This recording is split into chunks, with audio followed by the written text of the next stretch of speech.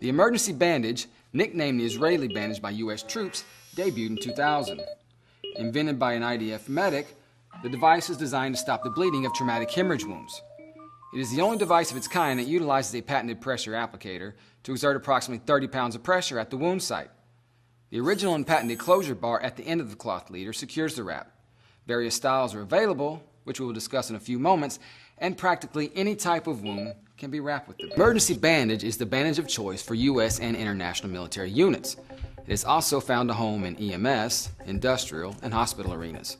Due to its versatility, the bandage eliminates the need for 4x4 dressings, Kerlix, sticks, etc. That is a savings of money and space and an increase in efficacy. All styles of the emergency bandage have the same key components: one sterile non-adherent pad or primary dressing, one latex-free elasticized cloth leader or secondary dressing, one high-performance pressure applicator, and one closure bar to secure the wrap. Product details are clearly marked on the front of the product and instructions are on the back. Rip open the outer packaging at any corner notch. Remove the bandage from the clear inner wrap by ripping the center notch.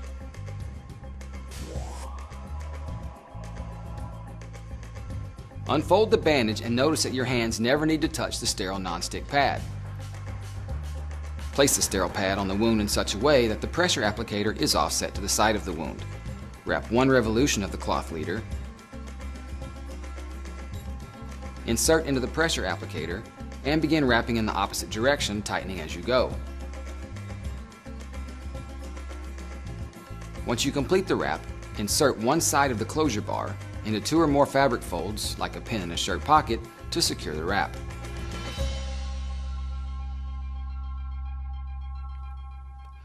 Another way to begin a standard wrap and achieve even more pressure is to twist the cloth leader each time you wrap on top of the pressure applicator and close the wrap with the closure bar. To ensure that no outside debris makes contact with the wrapped wound, wrap below and above the initial revolution first. Complete the wrap and secure with the closure bar. Insert the leader into the pressure applicator to create a space for insertion. Bring the pad to the wound area. Insert the cloth leader. Wrap and secure with the closure bar.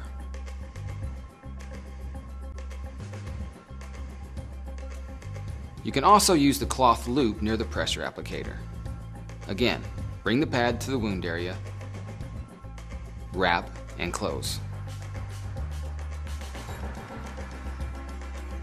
The emergency bandage also has an application that is similar to a tourniquet. While it will not completely stop blood flow, it will reduce it significantly. To use the tourniquet-like function of the bandage, wrap as normal.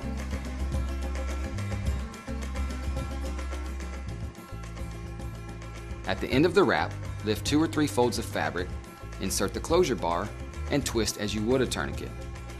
When you are unable to continue twisting, close the wrap with the closure bar.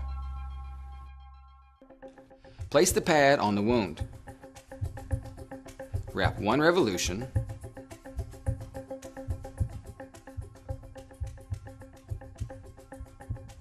Go through the pressure applicator, pull in the opposite direction, and wrap again.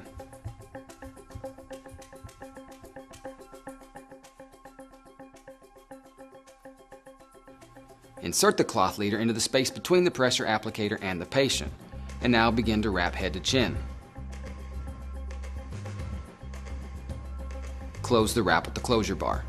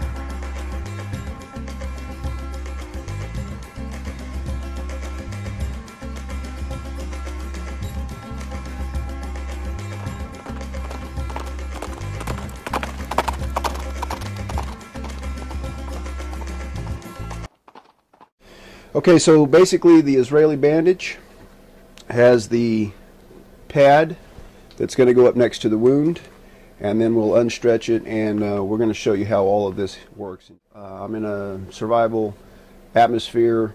Decided I needed to go out and chop some kindling or something to prepare my fire. Okay, give me 1 second.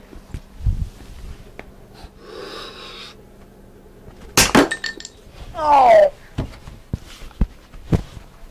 that hurt a lot more than I anticipated it would. I got to be honest with you right now. I think I might pass out. All right, let me get down on the ground and let's take a look at this real quick so I can get, yeah, it's bleeding good now. All right, what we've got here is a shattered tibia, and you can see it's severed an artery, and with my heartbeat the blood's pumping out, so I try to get direct pressure on that. Just clamp down on it with your hand.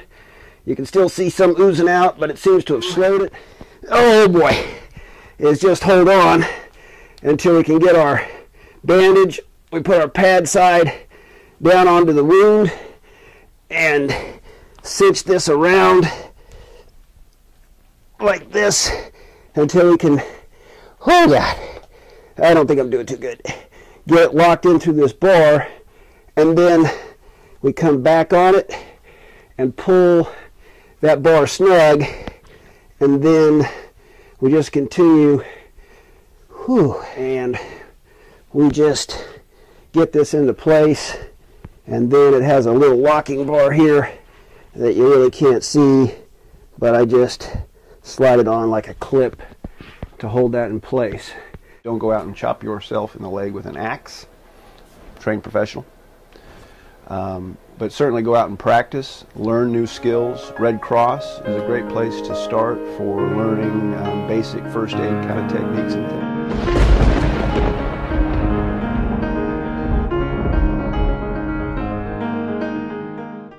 Hi, I'm Anthony and I'm a paramedic, and I'm going to demonstrate to you how to apply the emergency dressing. For the purpose of the demonstration, we'll take it to Frank here, has a cut to his right forearm. Applying pressure to the wound, we can then get the patient to apply pressure onto the wound while we get the dressing ready. Remove the dressing from its sterile packaging.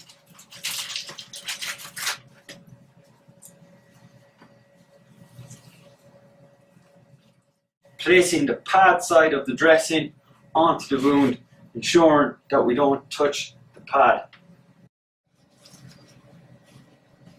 Seal the dressing above and below, so no dirt can get in to where the cut is, thus stop an infection. Then place the bandage through the plastic clip, and then to apply greater pressure, fold the bandage back over the plastic clip.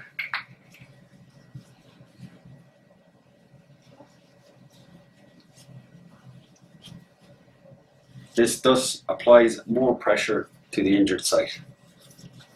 Roll out the bandage.